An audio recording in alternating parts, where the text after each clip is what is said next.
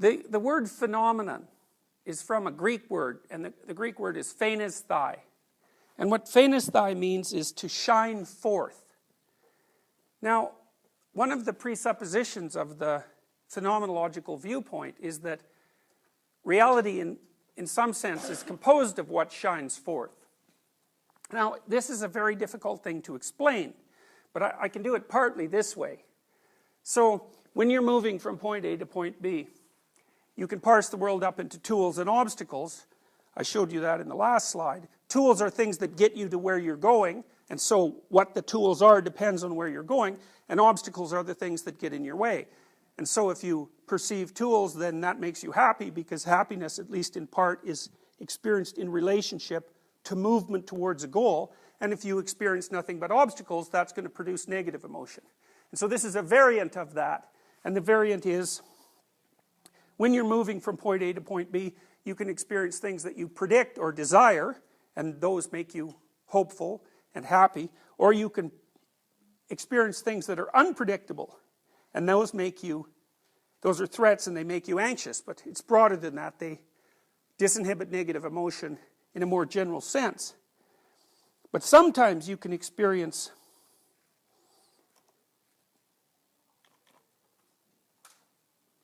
something that's so unpredicted and so shocking that it blows the framework that you're using.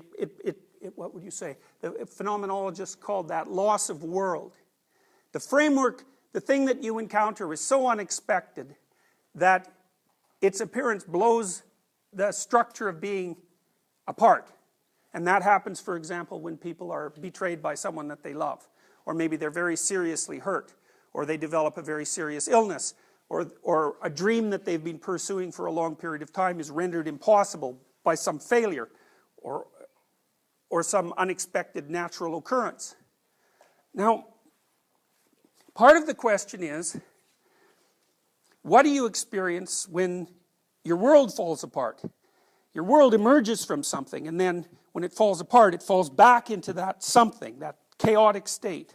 And the phenomenologists say that what you experience most basically is meaning. So from a phenomenological perspective, when you're looking at the world, you perceive meaning, and then you derive objects from that. And you derive the objects in relationship to your representation of your current state and your future state. So from a phenomenological perspective, the base of the world is meaning.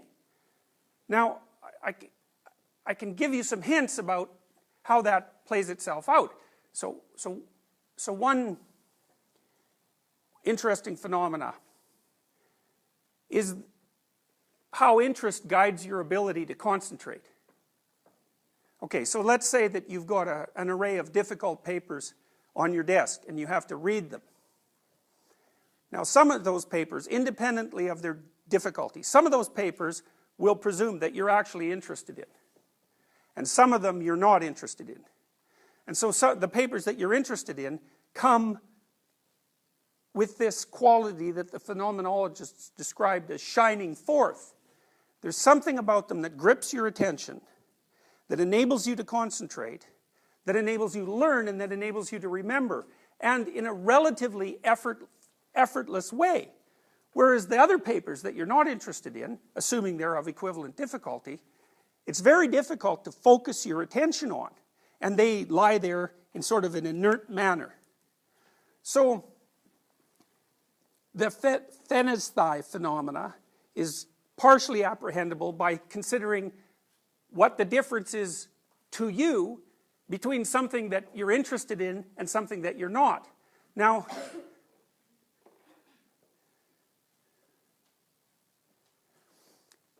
someone like Jung would think of that interest as a consequence of an internal process, a psychological process that's guiding your attention.